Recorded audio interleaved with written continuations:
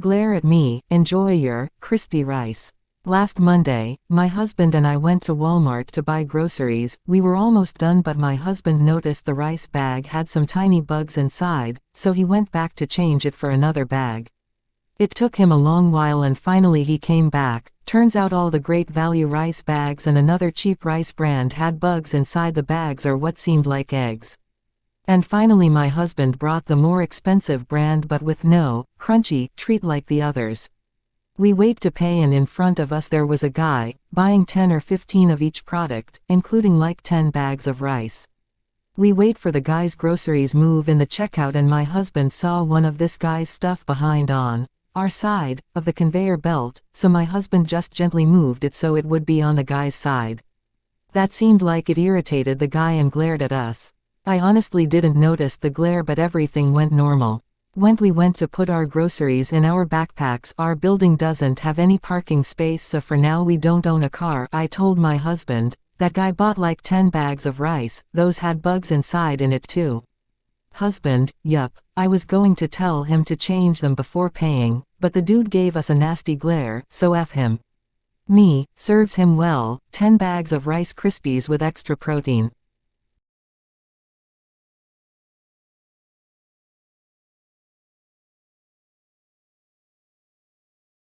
Manager from hell gets burned.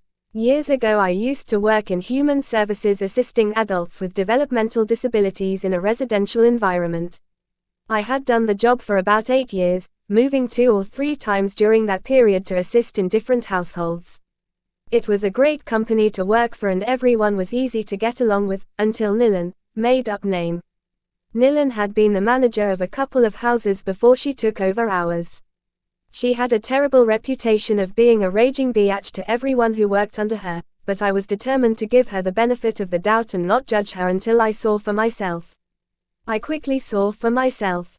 She would give ridiculous assignments, rage at people for the slightest things. We had a staff communication log that every day was filled with pages of all caps 3-line high complaints and insults, and even threats of firing underlined 3 times with a dozen exclamation points. The final straw for me was that she had just hired 2 part-time young women to work at the house. At that time the company started cracking down and insisting the managers did more direct hours.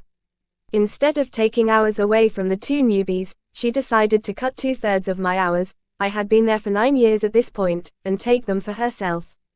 I brought this up to her and she basically just said, "I'm the boss and there's nothing you can do about it." There actually was something I could do about it. Every year all the staff in each house was required to fill in a manager evaluation. In previous years everyone was too afraid to say what was really going on because after we filled out our evaluations, they were left on her desk to be delivered to the boss, and even without signing, she could tell by the handwriting who was saying what. So I made a deal with all of the staff. I told them to fill out their evaluations truthfully, not hand them in to her, and that I would directly deliver them to her boss. I also made photocopies of about a dozen pages in the logbook with her ranting like a 2-year-old, threatening to fire us all at the drop of a hat on multiple occasions for ridiculous reasons. I also made photocopies of the timesheets for the 2 months leading up to and then the 1 month after she had cut all of my hours so she could take them. I took all this documentation and brought them into the boss's office. The boss was actually on vacation at that time, so I gave them to the temporary boss who said he was going to hold off on dealing with it so that the actual boss could deal with her directly. From what I understand, the day the boss came back, she called Nilan into her office and asked how things had been going.